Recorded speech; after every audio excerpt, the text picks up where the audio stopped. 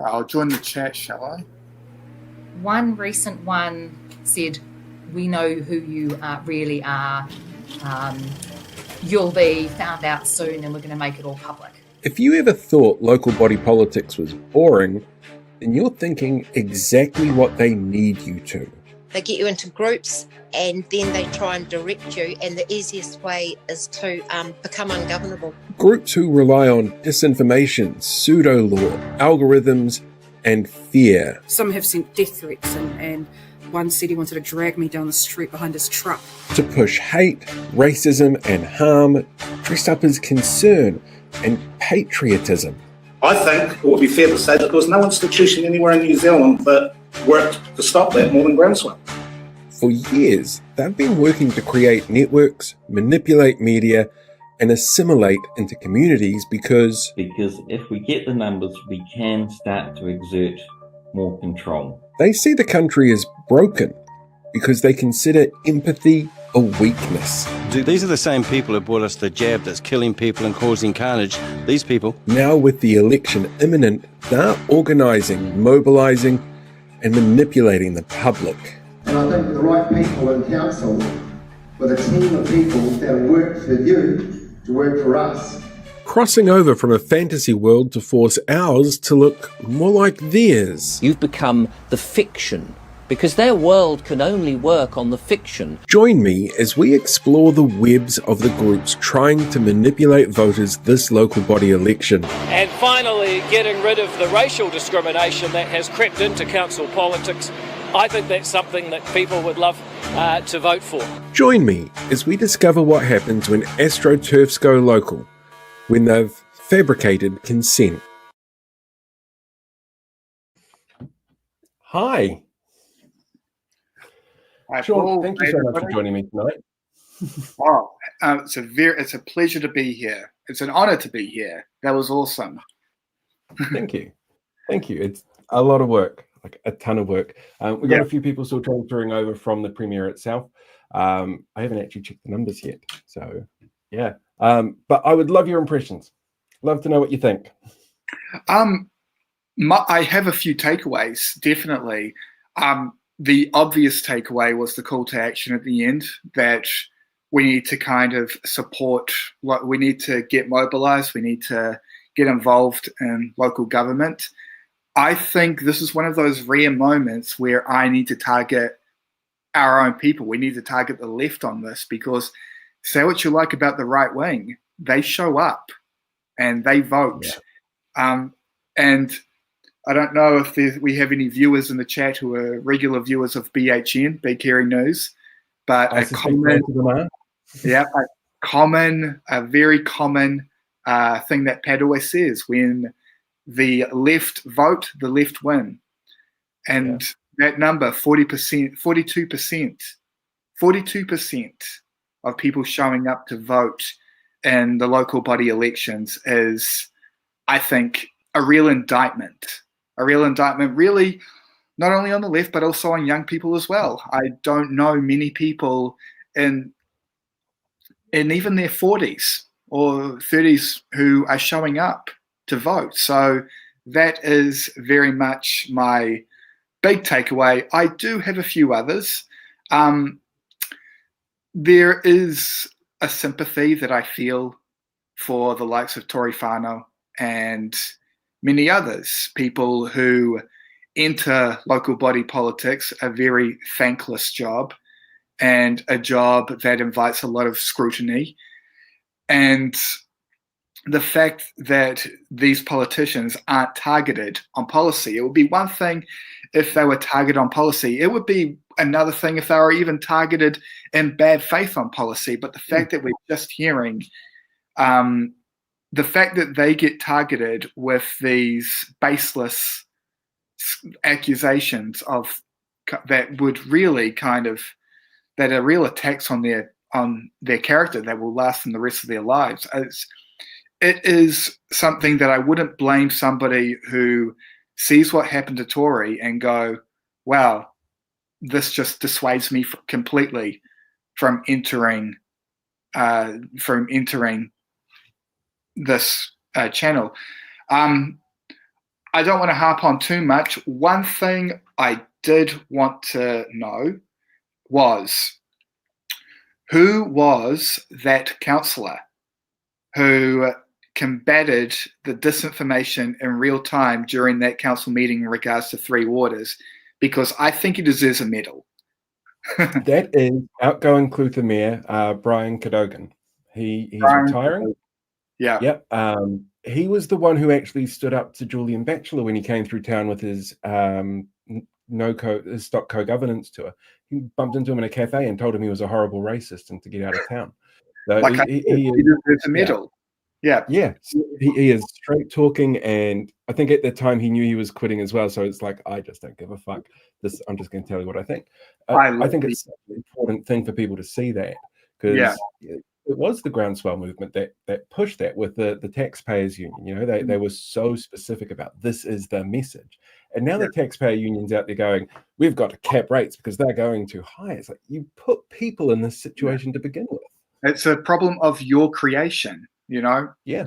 The old hoisted by your own petard kind of analogy that comes to mind, you know? This is yeah. But yeah, it's very scary. It's very scary that, and you're right, it is definitely a Trojan horse method. The kind of the kind of like aesthetic or the framing of it kind of coming from a reasonable place.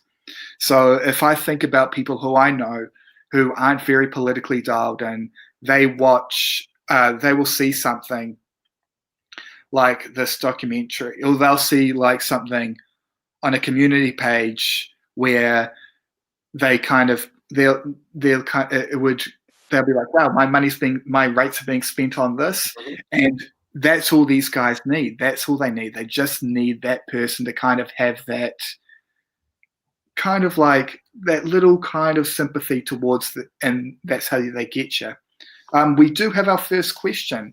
What would your advice be for dealing with candidates on the left who want to smear their own team and go hold the right policies to the fire? Then go hold the right policies to the fire. So basically, what they're asking is, how do you feel about left on left violence? You know, I have opinions on that, but I'll let you go first. It was your. I'm not a fan of any kind of violence. Yeah. I don't think it's constructive for groups to be smearing each other to get to that point where it's, you know, out and out arguing. Absolutely, there are differences in opinions across the entire political spectrum. You know, there are differences on the right of people who disagree with each other's policies, same as there is on the left. But there shouldn't ever be a point where you feel the need to go out and smear everybody else. You want to try and sell the idea and make sure that that's what's going out there. And when you get into a situation where somebody is trying to do that, I'd call them out on the smear and point out why your idea is the one that you stand behind. It can be a really tough place to be. Yeah. I think we are lucky to be living in an MMP system where we can kind of have those disagreements without it kind of jeopardizing the left vote overall. It's frustrating watching it, especially in America. And what I'd say to kind of, and even though I'm more politically aligned with the Bernie, the progressive left in America, you guys do need to consider, who would you rather have as your enemy? Would you rather have the liberals, the Democrats as your enemy? Or would you rather have the Republicans as your enemy? Because as long as you're targeting the liberals, you're making sure, you're ensuring that the Republican and the conservative ideology in the US will continue to persist. So that's what I would say to that as well. It's division, and the right are wanting to see happen so they can drive a truck right through the middle of it.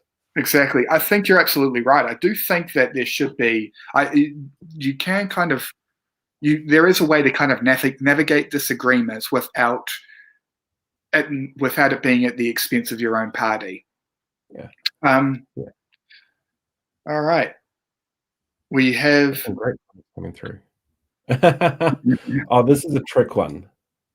Star Wars or Star Trek? That's a trick one.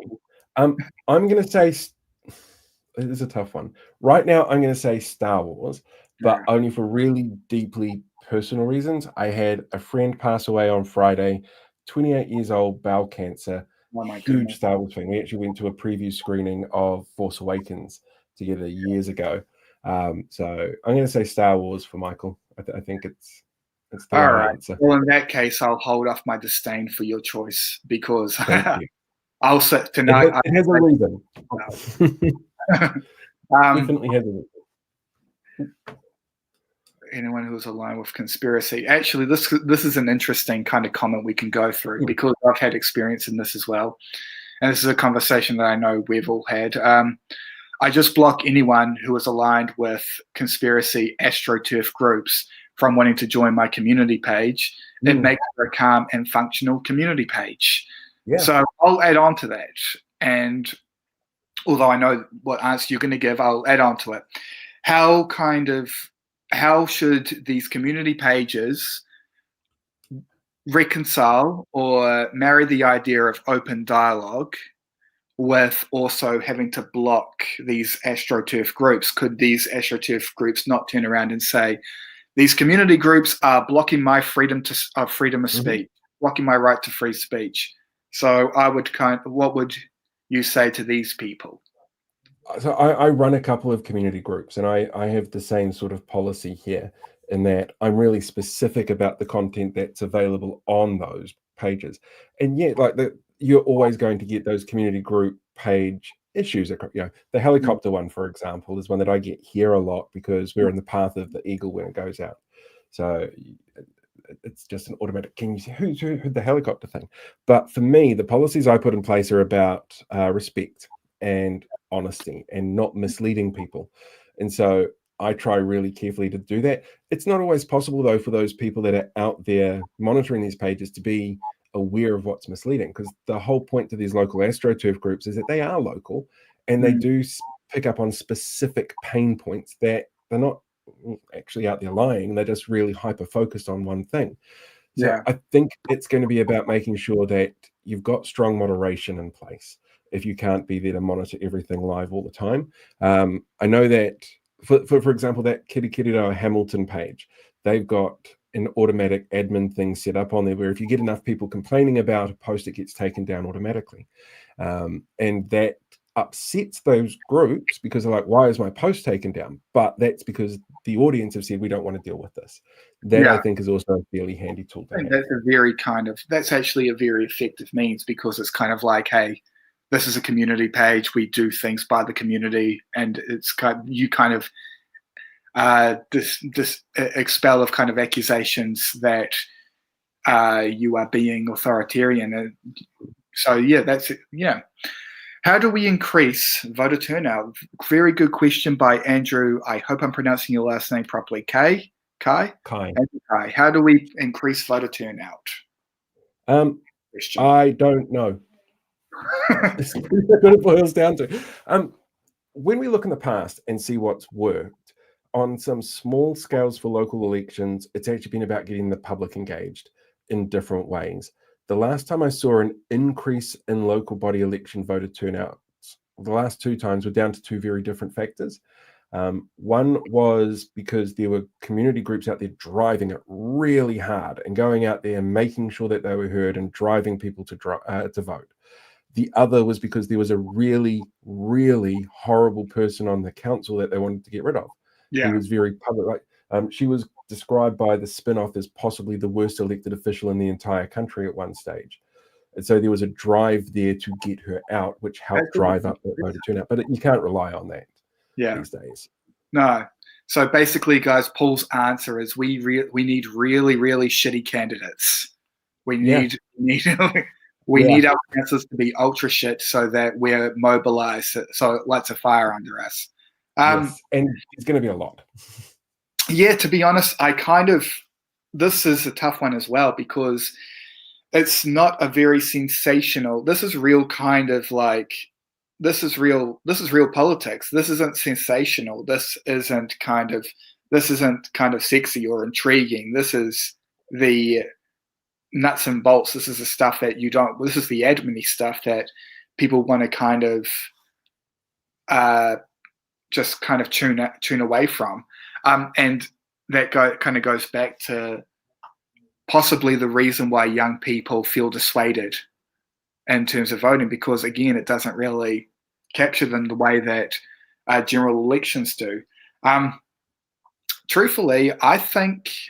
Do you know what I think? The way to kind of mobilize people to go out and vote is people like Paul, people who make documentaries like this, who work tirelessly to get this information out there. Something as well, and you kind of spoke about it in the documentary as a reason why these kind of campaigns have been able to flourish, has been the erosion of local news.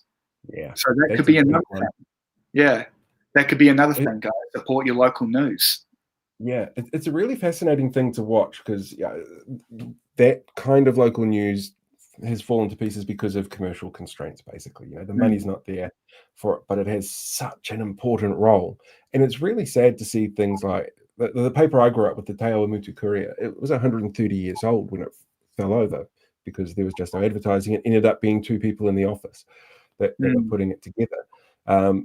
But it means that you don't have somebody who's local, who understands local issues, to be able to talk to it to other locals, and also have that journalistic rigor that has to still be in there. There are still rules around what media is allowed to print and what accuracy is versus bias and that kind of stuff.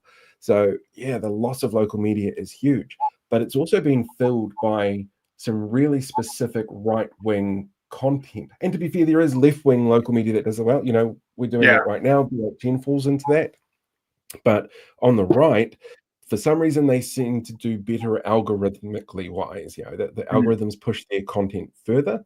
So, and I think it's just down to the fact they create tension and angst. So yeah, it's a real issue that we've got at the moment. Yeah. This is from Jacinda O'Reilly. Conspiracy candidates are often less than clear about their beliefs, but do you think they outright lie if they think an answer will expose them as conspiracy believers? Yes. Yeah, a lot of them do. There are some. This was actually one of the things. The thing that annoyed me the most about the documentary is, like, after I put it down and I locked it off and I uploaded it, 2 days later, Voices for Freedom held an online conference for people running in the local elections, where they said, challenging councils is ours, or council watch is ours. And they put up all of the paperwork, and, go to our website, we'll have the resources. And they were really specific in there about, the media misrepresented us last time. But if you don't want to tell people what you actually are connected to us with, that's your choice. We're not telling you not to, we're just telling you it's your choice. Yeah. So you find that a lot of them do that. In the last couple of the local elections, there have been candidates who might be a bit more fringe, but won't talk about what their beliefs are. And you'll have other candidates that they might skirt around it a little bit. And then you get some candidates who are just like absolutely upfront. Roger Stratford, the Residents and Ratepayers Hamilton guy who wanted to do the tariffs, he's very open about his beliefs. Yeah. And there are some very extreme beliefs there. He actually invited me, to be fair, down to go and give a talk to the Ratepayers Association, but his invite fell into the time that I'm away. So I've had to say no, but he's open about it. The people that are open about it get critiqued for it. The people that aren't open about it sometimes miss that critique. It can be so hard to get the balance right. I did kind of wonder how many of these people you mentioned before, the gentleman for tariffs, how many of these people do you think are actually kind of honest actors and not just there to kind of do the bidding of their respective groups? I think this is actually going to be the first local election where we see some people who are really open about the fact that they are there to do bidding for groups. Voices for Freedom in that meeting was sitting there going, look, we're much more accepted now. People can talk about us and not be booed and chased away. It's acceptable to be a Voices for Freedom member. It's not, and it should never be. But you've also got ACT candidates running. And we know who those candidates are going to be. They're going to be labelled as ACT candidates, which means they're standing up for the beliefs of ACT, for the principles of ACT. So those principles are far right. Those principles align a lot with those conspiracy theory, far right ecosystems. So, yeah, I think we'll have a lot more people open about them this year. And that is kind of a new thing, isn't it? The idea of kind of actually running for an actual kind of party within local councils. Would you say? It actually depends where you are in the country, because Wellington's had it for a few years. They've always had Labour or Green candidates running.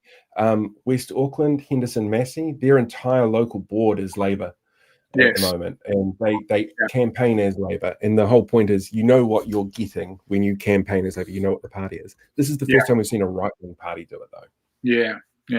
I know. I'm West Auckland. And to FAL, they're doing a great job. We need voting to be more accessible. It's stupid that we can't do it online or on an app. Good encryption, blockchain, AI. Why hasn't this happened yet? How far off do you think this will be? This could be a panacea, could it not? It could. Yeah. I do think it opens the door to a lot of problems, but I'll let you kind of speak to it first. It is one of those things that every few years you get the story pop up with looking into online voting. I've seen it happen in what you'd call like low level elections, like energy trust elections and stuff like that, where the turnout's relatively low and the outcomes aren't all that high stakes. But when it comes to what you're doing with local government or central government, actually having the information and being able to keep it encrypted and ensure an encrypted process all the way through is still really hard to do properly. So that becomes really problematic. I don't think that we're quite at the stage yet where the technology allows us to do it in a way that would make somebody like the Electoral Commission comfortable with that decision. But it has to happen at some stage. I would like to go back to an earlier comment. It's not a question, but I did read it and I thought it was interesting. It was in reference to Zoran Mamdani, because we had a conversation before about how we can mobilize young people to show up. And I'm just trying to find it. I've lost it. Basically, the gist of the question was, the gist of the sentiment was, whatever Mamdani did, we should just do, because Mamdani did have a big turnout of young support for the mayoral campaign. So he did. I think the thing that got him over the line is that he was honest. He was in a field of candidates who were sucking the dick of Israel essentially on stage, and he was willing to sit there and go, no, look, that's not what my concern is in this role. And he was very careful about the language, because as you know, there is a lot of people who go anti-Zionist as anti-Semitism, and they deliberately conflate that. So he was really careful on that. So it was really fascinating to see that. But I think he had a fantastic on the ground campaign. He worked really well with influencers, with people who are creating alternative media. He's been open and honest about people who have laid criticisms. He's gone to the camera directly and said, right, this is how we fix this. This is what the issue is. So it was actually really a fascinating one to watch. I did see him, and I did think a lot. Greens, take note. Don't hide behind your progressive policies. Not to say that they do, but Zoran just said, yeah, I'm a socialist. Yeah. And once you come out and say it, you'll be surprised with how little they can hit you with it. See, he said, well, now what? What are you going to hit me with now? All right, now I'm going to explain what socialism is. And it doesn't sound so bad, because once you kind of get over that hurdle, once you kind of eliminate the nuances surrounding socialism, eliminate the debate about whether or not someone is a socialist, then you can actually start talking about what those progressive policies mean. And suddenly people start to realize, oh, wow, a lot of us are socialists but didn't even realize it. So I do think Mamdani kind of hopefully sets a precedent here that we see in New Zealand. Yeah, I think New Zealand, like the States, their idea of left and right keeps shifting to the right.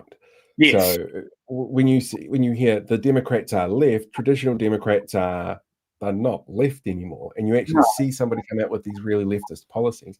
It's refreshing, and it's people sit there going, that's what we want, Yeah. Oh, don't call it socialism, but that's what we want. Yeah, exactly. Does Paul know when the ACT endorsed candidates will be announced? Yes, last week for most of them. You can actually find them on the ACT local webpage. They've got a list of a number of ACT candidates that are running in specific wards around the country. From north to south, they have got little bios, and they've got a little cut and paste statement from Cameron Luxon about these people are going to uphold ACT's values. When you think Tim Jargo's their values, you go, well, those are values I probably don't want in council, but at least they're open about upholding them. Yeah. We spoke about this prior to the documentary. Maybe you could answer this question. What was it about Jacinda Ardern that made them so mad? Because it was Jacinda, is essentially it. Because you've got so many of these groups that have been born out of what happened at the height of COVID, the lockdowns and the mandates, and this is their outlet. Jacinda becomes this really sort of divisive figure in their mythology. This last couple of days, Reality Check Radio and Voices for Freedom have just been going absolutely nuts because she's back in the country and they're demanding her arrest. And so it's well over the top. It's baked into their being at this stage. It's a really strange thing because on all of my platforms, I've gone through and made sure that one of the blocked words is Jacinda. I hate it. It's a stupid term. But the number of times that's what gets blocked is really ridiculous. And it shows that these people are kind of stuck in the past and don't want to move forward and don't want to move to a point where they can accept that sometimes things are out of their control and somebody else had to make the call and they might not have liked the call, but vilifying that person for the rest of their life for what they perceive as slights it's just not healthy, and it filters through all of them. This is a conversation that I've had with many people. I feel like if Jacinda were around 50, 60 years ago, and if COVID were to have happened then, we would be teaching about her in schools, about how, and I feel like everything, if this happened 50 or 60 years ago, we would be at a place currently where we kind of look back on her the way we do a Michael Joseph Savage or a Peter Fraser with like a lot of reverence. I fear that might, and I used to think, hey, history's going to be kind to Jacinda. I really believed that. Now I'm only hoping for it because I do worry that between algorithms and AI slop and timelines being flooded, I feel like we are getting progressively towards a post-truth society where 50 or 60 years from now, we are not going to know kind of the great things she did because there will be 10 different versions of what happened. So it doesn't help as well that we've got a government at the moment with at least two of those coalition parties have got members in it who were sitting there going, we need to do something about this woman. It leaves us open for revisionist history. But there was that survey that came out, must have been a couple of weeks ago now, where she's still one of the most popular political figures in the country, even though she's been out of politics for 5 years. It's no, it can't be that long, surely. It feels like a long time with this coalition. 3 years. Yeah, she's been. It was Chris Hipkins, he took over with a year left. So that's right, and we're a year and a half through this term. Has it? No, it's not been a year and a half. It has been 53 years. That's how long it's been. Yeah. Old lady at Titanic. It's been 84 years. Feels like it. Yeah, but I suspect history will remember Jacinda well because these groups are a minority. Yes, they're loud, but they're a minority, and we can see that with the way that they voted. New Zealand First is sort of 7-8% ACT with their 9%, and then those really small parties that we saw, they were tiny, less than 1% kind of votes that came through. They make a lot of noise, they get a lot of headlines, and that's not helpful. But I think the vast majority of New Zealanders sit there and go, well, she had some really tough shit to deal with. Yeah. And like I said, and it does draw comparisons to Michael Joseph Savage, who had a depression to deal with. And like and like Michael Joseph Savage, Jacinda Ardern invested in social infrastructure as a means of correcting this. And that's why I say I feel like I'm in a safe place to say this. I would put her in the top 3 of our all-time great prime ministers. I really would. And, you know, fight me on that. Like I said, yeah. I don't think you'll have any problem with this audience by the looks of it. This audience. But yeah, maybe at the next family dinner I might. I know that feeling. It does leave us with a slight problem, though, in that, you know, you had somebody like Jacinda who was very all-encompassing. She took up a lot of media space. She was great with the media. But then you have this vacuum where, like, Chippy is responsible. He can do the job. He's shown he can do the job, but he's not Jacinda. So you end up with this vacuum. And I'm actually kind of glad to see that the Labour Party stuck with Chippy after the loss, in that it means people out there on the right or in the centre who are undecided not going, oh my God, the party can't make up its mind. So I think that's a really solid thing for the political party. I don't know if Chippy's the right person for them in the next election. Yeah, I'd agree with that. Yeah, I think they've handled the transition as well as they could. Yeah, I see Chippy as kind of. I think his strengths are in opposition. Definitely, I think he's, and we saw it in the debates. He is a very kind of sharp communicator. He kind of knows the points to targets. He knows the ways to frame it in a way that will kind of, in a way that would hurt National. I think he's very effective in that regard. But as we saw in the last election, I don't know if he's the right fit to run in an election. And again, I'm showing my kind of like, I'm kind of exposing my my obsession with this stuff, with like New Zealand political history. I see him as kind of a Bill Rawlings. I don't know how many people in the chat remember that name, Bill Rawlings. He was the guy who replaced Norman Kirk, a very, very popular prime minister in the early 70s. Norman Kirk passed away while in office, and he was replaced by, I hope I'm not out of line for saying, a less charismatic leader, and that ended up costing him. And I feel like that that's the kind of like, I feel like that is the historical parallel to Chippy. And again, it's not really as kind of like, it's not really as comparable because Chippy only had a year, and so like 8 months. So yeah. All right. We do have a question, and it was in regards. That one. Just trying to find it. So this is a fascinating question, because Glenn Inwood is kind of litigious. Yeah. So it's an area that has to be really carefully spoken about. I messaged a number of local elected officials about this in the research for this, and a number of them declined because of their concern, particularly around the groups that Inwood has got involvement with. Sometimes it was about physical safety. Sometimes it was about his ability to do things with campaigns that can lead to harm for some people.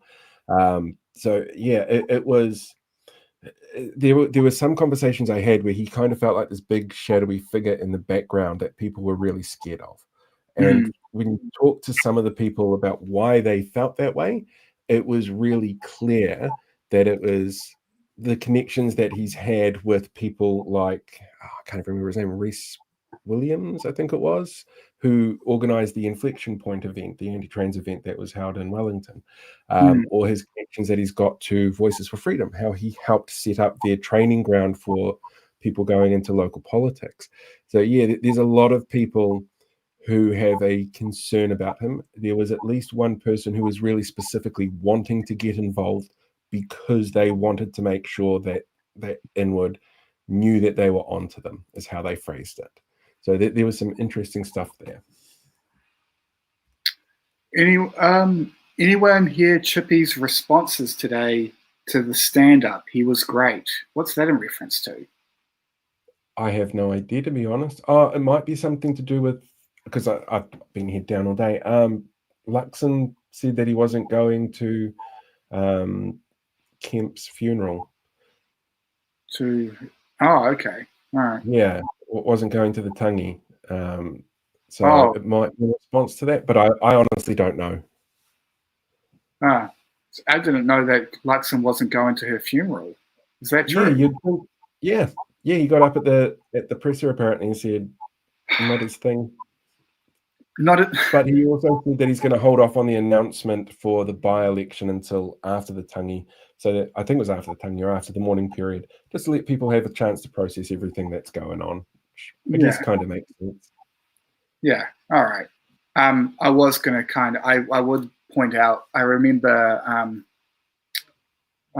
Nikki Kay, when she passed away, it was quite touching to see everybody of all political kind of leanings come together and kind of put politics aside and kind of remember her as the person. And it was also great to see that again with Tash.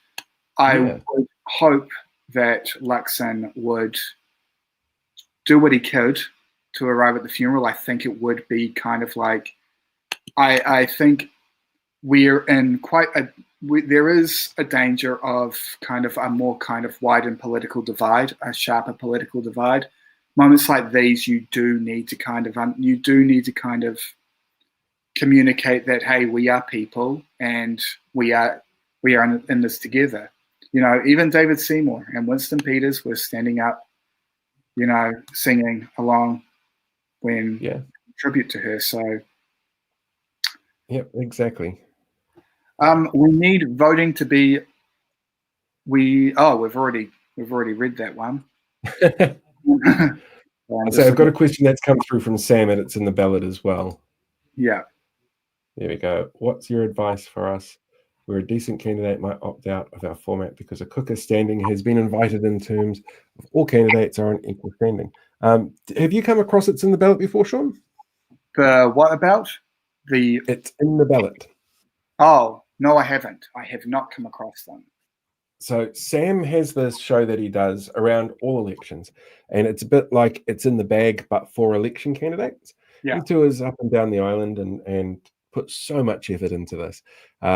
All candidates basically pick a box that has a random question that's been submitted from the public, and they answer that question. They get the questions in advance so they can plan for it if they need to.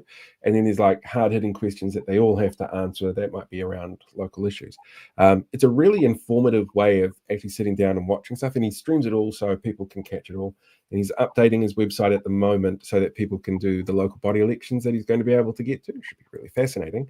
In terms of the format question, I would tell that particular candidate that this is the same platform. They're getting the same platform as the cooker, and if they walk away, the cooker gets the platform and they don't.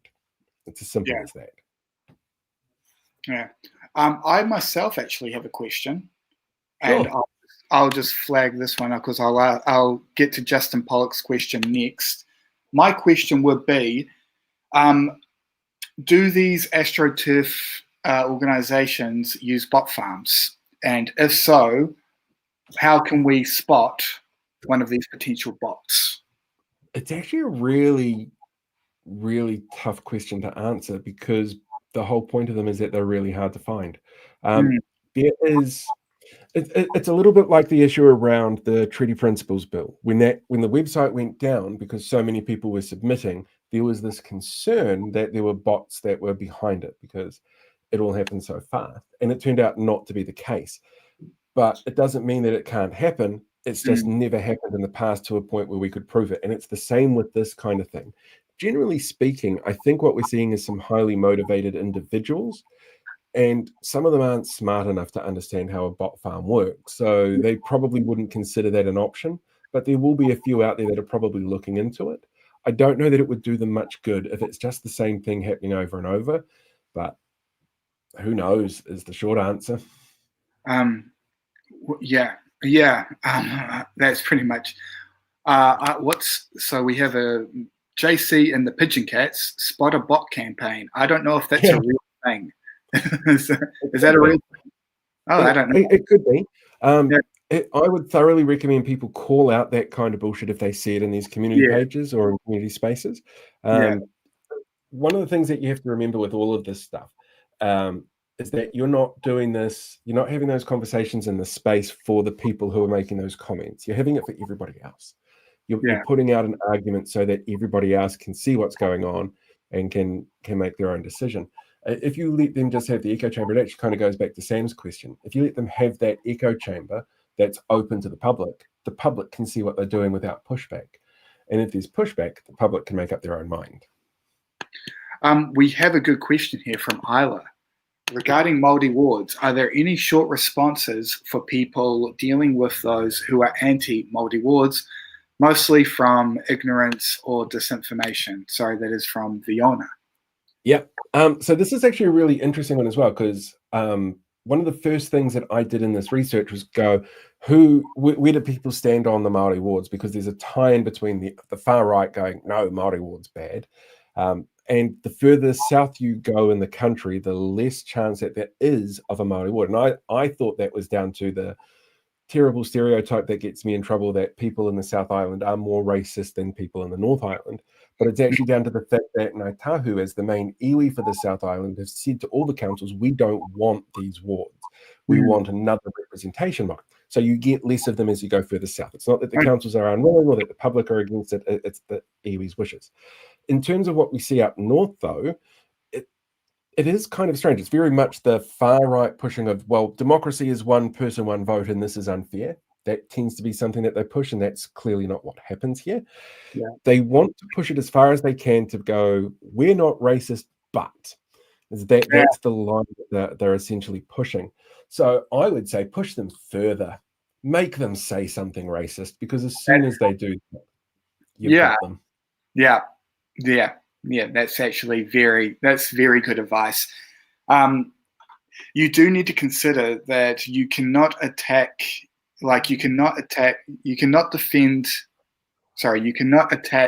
irrationality with rationality.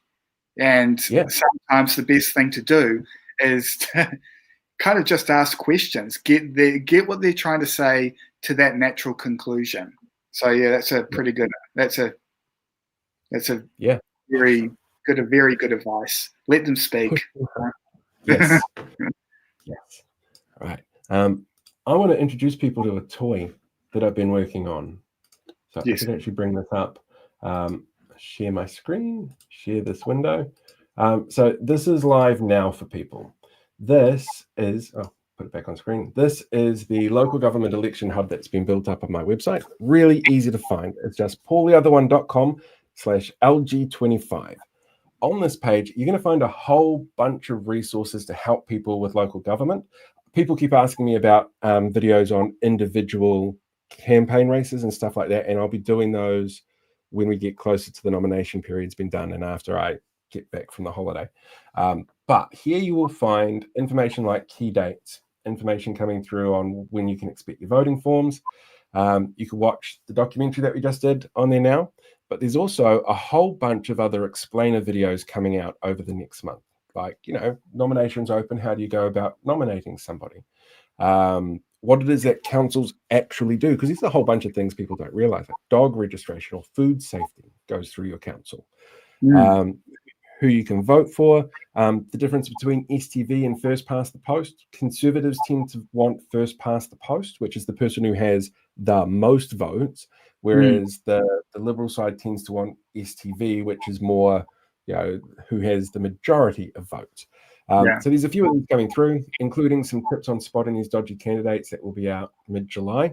And there's some other content on here as well about, why does infrastructure cost so much, or why we need to have local media in these elections. You'll also find some fact checks, and this will grow as we go through the election as these come through from people. If we have a look inside here, see if this is going to work for me, you find really simple panels with really simple explanations of things that are fake or not true. So for example, the one that I hear the most about the ACT Party is that they're running secret candidates, and that's not true. The ACT Party candidates will be listed. People will be able to go, okay, I know who that person is. But but these are all verified facts that you can push back on. So if you come across a community page, for example, that has something from Council Watch, you can post this. You can tell people that this is something that is verifiably false or misleading. And then down here, and it's also on the main page, we've got some stickers that you can print out, or digital stickers if you want, that you can add to conversations that just point out if something's accurate or inaccurate. Maybe the people that are posting it don't realize it, or that it's one of these named groups. So it's basically a big call to action for people to see things in their timeline and go, oh shit, I did not realize that. We go back to here. So they're available on the main page as well. There's also a whole bunch of written content here around some of these individual groups that we've seen, how these have been put together, how these groups are working together, some stories around local governance and some issues that have cropped up there. So there's a whole bunch of stuff. This one here will be out Friday, I think I've got it scheduled for. Happen around my way. And then each individual council also has a link in here. So if we were to go to say, let's go to Matamatepiako, because it's a beautiful part of the country. Te Aroha is a fantastic little town. So in here, you'll find a really simple piece of information, the name of the council, what the voting method is, so if it's first past the post, and whether or not they're holding one of the forced referendums on Māori wards. You can link directly to the council page as well from here, and this is where you'll find the individual content that's going to go ahead around the candidates. So for example, we have this one here, in place in Matamatepiako. Is it going to work? On our friend Kate.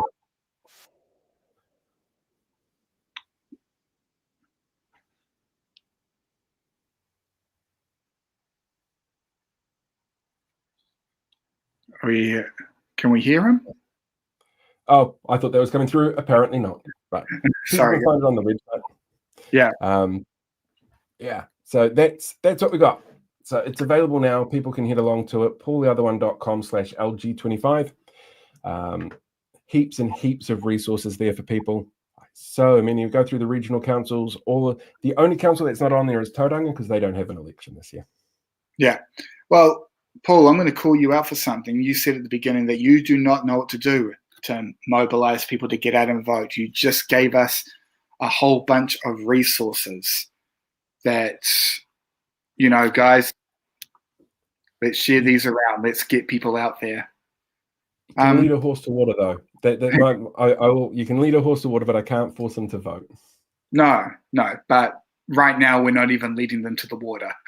42%. Yeah. So there it is. All right. So overall, that was calling out Paul. I need it sometimes. So my takeaways, it was an extremely dense, informative documentary, and I love them. Those kind of documentaries that are just so kind of rich in information, and this is kind of the teacher in me speaking, in that teachers are kind of taught two main things. We are taught to kind of have the content knowledge and learn how to communicate the content knowledge to somebody who might not understand it. And for me, I was familiar with astroturfing. I would definitely not call myself an expert on it, but it was very accessible and very kind of well edited, and again, rich in information, and also mobilizing. It made me really kind of eager to kind of get involved and get other people involved as well.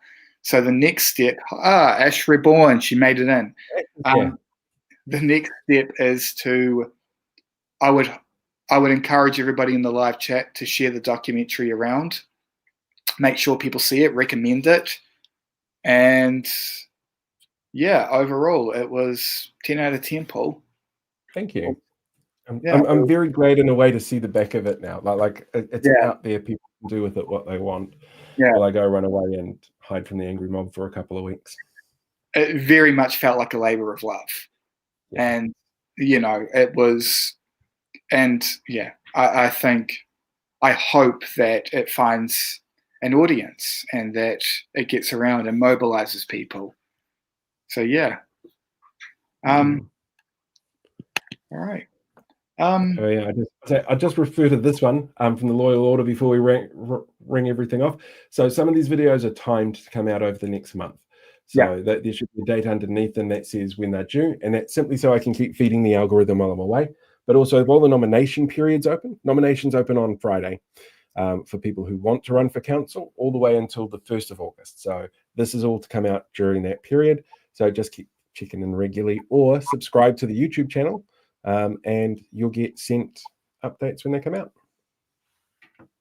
All right. Awesome. Yeah, it's done. All right. Sweet. Thanks everybody for showing up in the chat. Thank you for your questions. And thank you for your input. It was great to see you all here. All right. Thank you. I appreciate it. This was my first time doing this. Hopefully I didn't drop the ball too much, but you know, you're brilliant. Not about me, it was about Paul. So yeah. All right, awesome. Yeah, absolutely brilliant. Right, let's sign off. Press the buttons, do the finishing credits. I hope people stick around for the credits because I put something in there for them. Let's see. It works. Like a Marvel movie. Kind of, yeah. Post-credit sequence of sorts.